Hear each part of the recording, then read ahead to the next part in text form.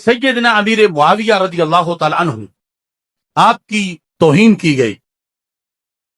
اور توہین بھی اس انداز میں کہ جس کی قاضی ایاز رحمت اللہ علیہ نے شفا شریف میں شدید سزا ذکر کی ہے۔ اور اب یہ ہے عالم کا کام، کم از کم بولے تو صحیح، دھرنا دینا، جلوس نکالنا یہ تو بات کی بات ہے، فرض یہ ہے کہ اس کا حکم بتاؤ، اور کچھ لوگوں کو اس فرض کی کوئی پہچان ہی نہیں۔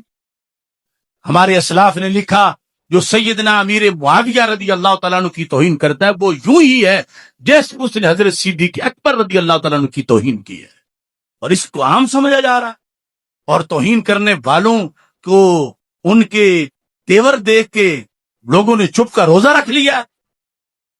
اگر آج کسی لیڈر کے لیے لوگ بھڑکتے ہیں تو وہ کاتب وحی کے لیے کیوں سوئے ہوئے ہیں؟ اللہ کے رسول علیہ السلام کہ عظیم صحابی جن کو رسول اکرم صلی اللہ علیہ وسلم نے اتنی دعاؤں سے مالا مال کیا، اور جن کے ہاتھ پر سیدنا امام حسن رضی اللہ تعالیٰ عنہ نے بیعت کی، جو حسنین کریمین کو اپنی طرف سے محبت کے نذرانے پیش کرتے رہے، ان کو معاشرے میں گالیاں دی جا رہی ہیں۔ اور یہ ہے مواخذی والی بات کہ مفتیان کرام خطیب جو نہیں بولے وہ بولے تو صحیح، جہاں تک آواز جاتی ہے سوشل میڈیا کے ذریعے آواز پہنچائیں تو صحیح، جبکہ مقابلے میں ایک پارٹی وہ مسلسل ان کا مذاق اڑا رہی ہے۔ اور جانیں سنت ویسے سنت ہے، انکار سنت سے بندہ کافر نہیں ہوتا، لیکن توہین سنت سے کافر ہو جاتا۔ کوئی داڑھی نہیں رکھ سکا مگر قائل ہے اور تعظیم کرتا ہے تو یہ بچ جائے،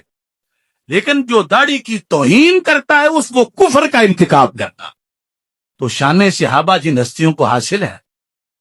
معاشرے میں ان کو معاذ اللہ وہ جہنمی جیلمی جیسے لوگوں نے مذاق بنایا ہوا ہے، اور ایسے ایسے فلاں پارٹی اور فلاں پارٹی یہ لکھ رہے ہیں، یہ لفظ بھی معاذ اللہ تکفیر کے زمرے میں آتے ہیں۔ جس وقت حضرت امیر معاویہ رضی اللہ تعالی عنہ کا مذاق اڑانے کے لیے کوئی ایسے لفظ بولتا، تو یہ ابلاغ ہے ان فرائض کا۔